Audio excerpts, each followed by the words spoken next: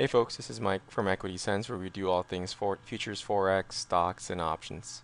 So I'm going to go over a couple of key assets here, spanning across all the different markets as well, and going over some key levels on some stocks as well, especially the popular ones. So before we get started, I want to let you guys know that if you do take our advice, we're not liable to do we're not liable for whatever happens to, you know, to you if you're gonna take profits or take losses. It's all on you. So I just want to, remind that to anyone who is watching this video as well as, to our clients. So the constant disclaimer always applies. It's pretty standard anyway. At the same time, if you don't know who we are, we do provide news alerts, trade alerts, as well as instructions and mentoring to traders and market enthusiasts as well.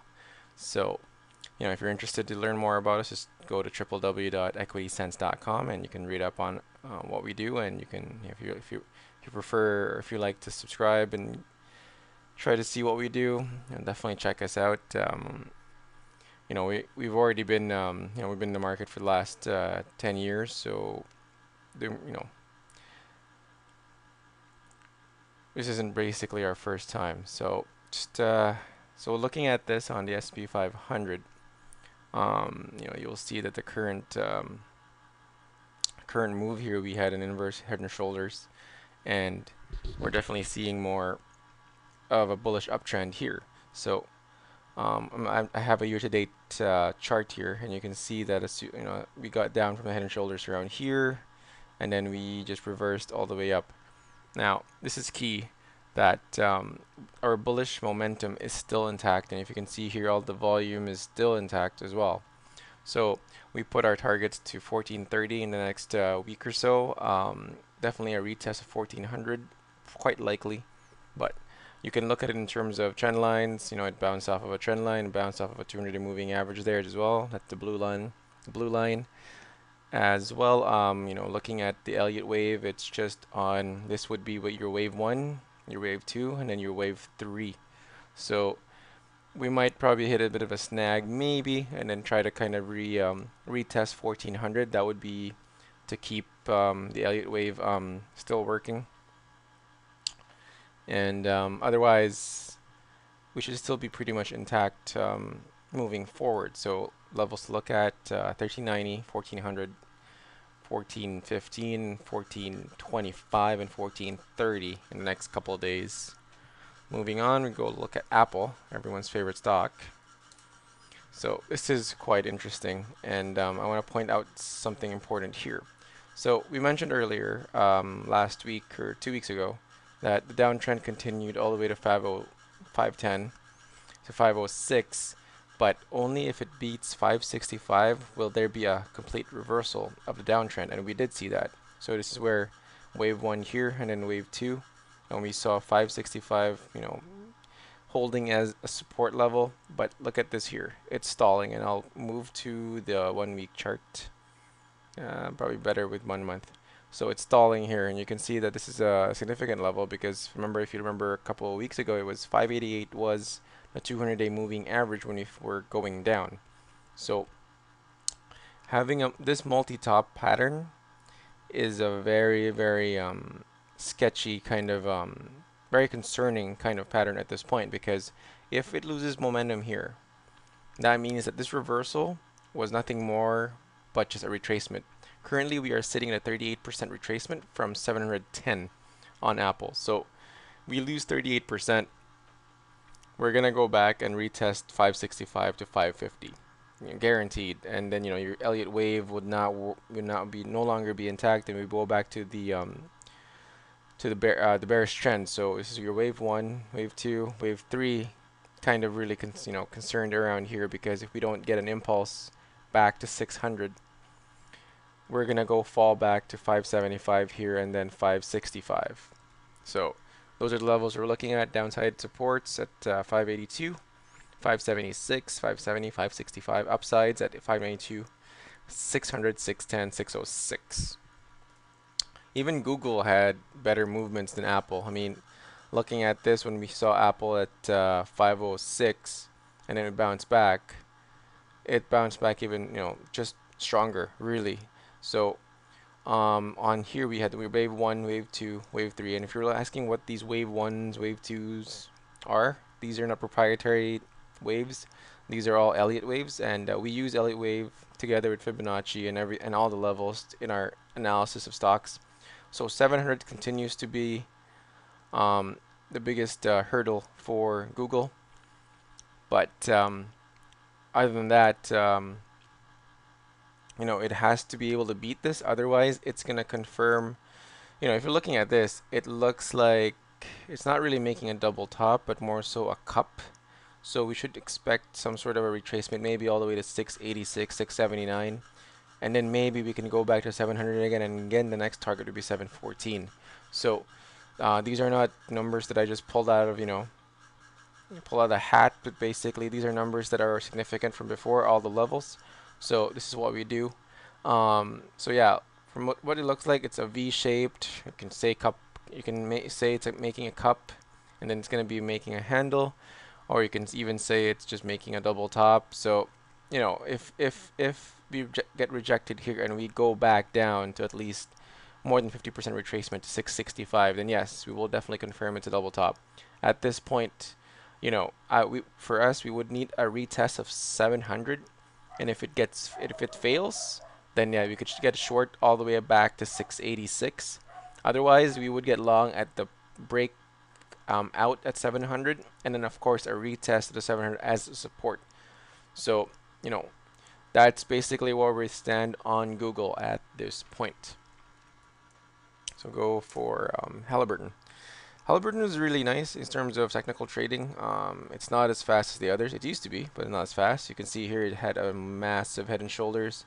Anyone who basically saw this should have been able to short that, a couple of days, and you would have made, 3-4 times your money. Currently, it did bounce off of its 200 moving average of 33, which was pretty good. So if we were trading this because of the bounce, we would probably go long here, and then get out around 35.40 ish. Using like next month's options, this month's options, December, I guess, or next month's options. We would never use weekly on Halliburton in terms of, scalping, because during the day it only moves about 30, 40, 50 cents, depending on how oil is. And currently oil is very strong, and we're seeing some pretty good volume here too. So it gives you, it definitely gives you some sort of comfort really when you're trading this. So I like the movement right now. I like how it just bounced off of the neckline was, didn't, you could argue it kind of did. So after the head and shoulders, and 30 has always been a very significant psychological level. So that was a no-brainer. It's either you buy 30 or you buy 28 or 27. So I like the movement here. I think we're gonna go test 36, and if you beat that, next stop would be 37.80. Freeport-McMoRan, so the copper market.